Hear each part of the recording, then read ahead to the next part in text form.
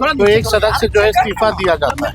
इसी फॉर्मेलिटी में उन्होंने दिया है। भाजपा के लोगों ने नीतीश जी को तो ठगा ही कि बिना उनके मर्जी से ये निर्णय जो है दबाव में लिया गया है, लेकिन बात वो नहीं है। बात ये है। नमस्कार, मेरा नाम आलोक है। आप लाइव सीरीज देख रहे हैं। विपक्ष के नेता तेजस्वी यादव नीतीश कुमार के इस्तीफे के बाद नाराज हैं। ये कह रहे हैं कि हम तो पहले से ही कहते थे, जिस तरह से सरकार के पैसे का दुरुपयोग किया गया, चुनाव में खेल किया गया, 25 से 30 फिर से नीतीश की बात की गई, ये सब बीजेपी का खेल है। नीतीश कुमार ने आज बिहार विधान परिषद के अपने पद से इस्तीफा दे दिया है और लगभग 8-10 दिनों के बाद वो मुख्यमंत्री पद से भी इस्तीफा दे देंगे, क्योंकि अब वो राज्यसभा के लिए निर्वाचित हो चुके हैं, राज्यसभा के सदस्य हो चुके हैं। जब वहां शपथ लेने जाएंगे उससे पहले मुख्यमंत्री पद से भी इस्तीफा दे देंगे। यही नहीं, पेट्रोल डीजल के भी दाम बहुत बढ़ने वाले हैं चुनाव के बाद। अभी जो पश्चिम बंगाल और केरल में चुनाव रहे हैं उसके बाद पेट्रोल डीजल के भी दाम बढ़ेंगे। तेजस्वी यादव क्या कुछ कह रहे थे, हम आपको सुनाते हैं।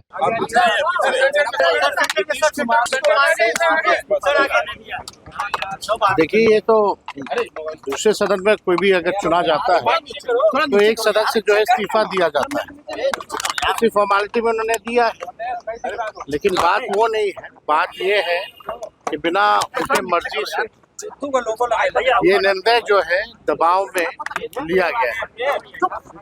जाहिर सी बात है कि बिहार में भाजपा के लोगों ने नीतीश जी को तो ठगा ही, साथ ही साथ बिहार की जनता को भी ठगने का काम किया है। नीतीश जी को ठगा। हम लोग शुरू दिन से कहते थे कि उनको मुख्यमंत्री जो है पद पर अगर भाजपा एनडीए की सरकार आती है तो रहने नहीं दिया जाएगा। आज वही बात जो है साबित हुआ है। दूसरी बात ये भी साबित हुआ कि चुनाव में जो इन लोगों ने धन तंत्र और मशीन तंत्र लगाया था और माताओं बहनों से ये कहा गया था कि 2 लाख रुपए मिलेंगे, चुनाव के समय 10,000 रुपया दिया गया और बाकी बोला गया चुनाव के बाद 1,90,000 रुपया दिया जाएगा। अब कब मिलेगा ये पता नहीं। बिहार की महिला मतदाताओं को भी इन लोगों ने ठगा। और यही नहीं, बल्कि जो 125 यूनिट फ्री बिजली की जहाँ तक बात थी, जो हम लोगों ने कहा था कि हमारी सरकार आएगी तो 200 यूनिट फ्री बिजली देंगे, तो आज समझिए बिहार में पहले से ही, चुनाव से पहले से ही देश भर में सबसे महंगा बिजली मिलता है। अब जो है बिजली की दरों जो है और जो है बढ़ाई गई। यानी ये केवल और केवल ठगों की सरकार है। बिहार की जनता को ठगा, नीतीश जी को ठगा। तो जो अपनों को इन लोग ठग सकते हैं तो समझ सकते हैं कि बिहार की क्या स्थिति होने वाली है। गैस हो, डीजल हो, पेट्रोल हो, महंगाई जो है चरम सीमा पर अभी पहुंचेगी। और अभी आप देखिएगा, जैसे आपका बंगाल का चुनाव, केरल का चुनाव समाप्त होगा, वैसे पुनः आपका पेट्रोल डीजल की कीमतों में बेतहाशा वृद्धि होगी। तो ये लोग केवल ठग लोग हैं, ठगने का काम करते हैं। बिहार में लॉ एंड ऑर्डर की स्थिति बनी हुई है, सब लोग देख रहे हैं। कोई ऐसा दिन नहीं जहाँ गोलियां ना चल रही हो, लोग मारे ना जा रहे हो, लोगों को कोई इंसाफ नहीं मिल रहा। लेकिन भाजपा केवल लगी है हर जगह जो है कब्जा करने के लिए, सरकार बनाने के लिए। मुख्यमंत्री कौन होगा इस सवाल पर कोई कुछ नहीं कह रहा है कि कब मुख्यमंत्री पद से उसको लेकर इतना सस्पेंस क्यों? देखिए, इस पे तो हम कुछ कह नहीं सकते हैं कौन तारीख को देंगे, कौन से समय में देंगे। लेकिन एक बात तो तय हो गया कि नीतीश कुमार जी को बीजेपी ने ठगा है, और ये भी बात तय हो गया, स्पष्ट हो गया कि नीतीश कुमार जी अब बिहार के मुख्यमंत्री नहीं रहेंगे। विधायक और तो ये साफ साफ, अब देखिए अब कौन लोग रो रहे हैं, नहीं रो रहे हैं।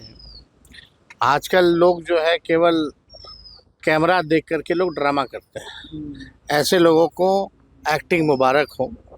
अब कुछ लोगों को बचा नहीं, सब कुछ तो कर ही लिया है। आजकल लोग तो पढ़ाने का भी काम कर रहे हैं, अब कलाकारी का भी काम कर रहे हैं। तो ऐसे लोगों पे हम क्या टिप्पा टिप्पणी करेंगे। लेकिन बिहार के जो उज्ज्वलंत मुद्दे हैं उसका निष्पादन नहीं किया जा रहा।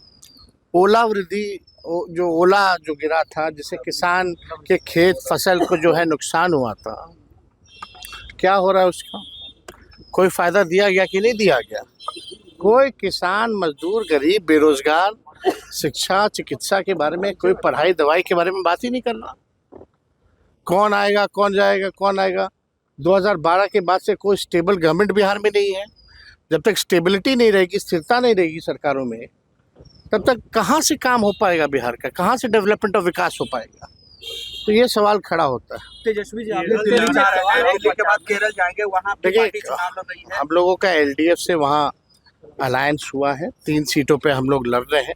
इससे पूर्व में भी हमारे विधायक वहाँ हैं केरला लेजिस्लेटिव असेंबली में, और 3 दिन का हमारा प्रचार का कार्यक्रम है वहाँ। उसके बाद झारखंड में 5 तारीख को हमारा कार्यक्रम है। तो पार्टी के संगठन को और मजबूत करना, विस्तार करना, और हम लोग चाहेंगे कि भाई, क्योंकि केरला आप जान रहे हैं सबसे ज़्यादा लिटरेसी रेट है, सबसे ज़्यादा आपका जो है डेवलपमेंट जो है वही है।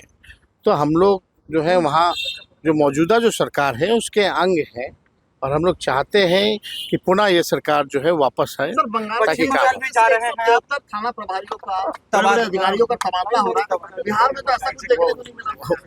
वो बिहार में उन्हीं की सरकार थी। वो तो आप बिहार में चुनाव से पहले ही कितने ट्रांसफर पोस्टिंग हो रखी है, कई बार हो रखी है, किसको नहीं पता है। बिहार में तो थाने प्रभारी से लेकर के सब लोगों का तो हुआ ही है चुनाव से पहले। और इलेक्शन कमीशन को तो वही करना है जो बीजेपी से जो लिस्ट आता है, कॉपी एंड पेस्ट करके ऑर्डर निकालना है। केवल ऑर्डर आता है कहीं और से, और इलेक्शन कमीशन कॉपी और पेस्ट करता है, अपना निर्णय तो कोई लेता है नहीं। तो इस पे हम सब लोग जान रहे हैं कि जो राज्यों में जो चुनाव है, हम लोगों की पूरी शक्ति हम लोग लगाने का काम करेंगे ताकि वहाँ भाजपा जो है ना आए। ममता बनर्जी कह रही है कि पश्चिम बंगाल में उनका खतरा है, जान का खतरा है, बता रही है ममता बनर्जी। देखिए, आप एक बात समझ रहे हैं कि बंगाल में भाजपा नहीं आने जा रही है, ना ही केरल में भाजपा आने जा रही है, और दोनों जगह जो है भाजपा की जो है करारी हार होने वाली। निशांत का कोई राजनीतिक भविष्य है क्या नीतीश जी के इस्तीफा देने का? कैसे देखते हैं? अब देखिए, अब हम इस पे कोई टिप्पा टिप्पणी तो करना नहीं चाहेंगे, लेकिन कोई भी अगर नौजवान राजनीति में आएगा तो हम उसका स्वागत ही करेंगे। तो विपक्ष नेता तेजस्वी यादव ने नीतीश कुमार के इस्तीफे पर क्या कुछ कहा आपने सुना है। बीजेपी का सारा खेल है, बीजेपी ने ही हाईजैक किया है नीतीश कुमार को, ये बात तो पहले से कहते हैं। उन्होंने क्या कुछ कहा आपने सुना है। हमारे चैनल को सब्सक्राइब कर लें, साथ साथ फेसबुक पेज भी लाइक करें। धन्यवाद।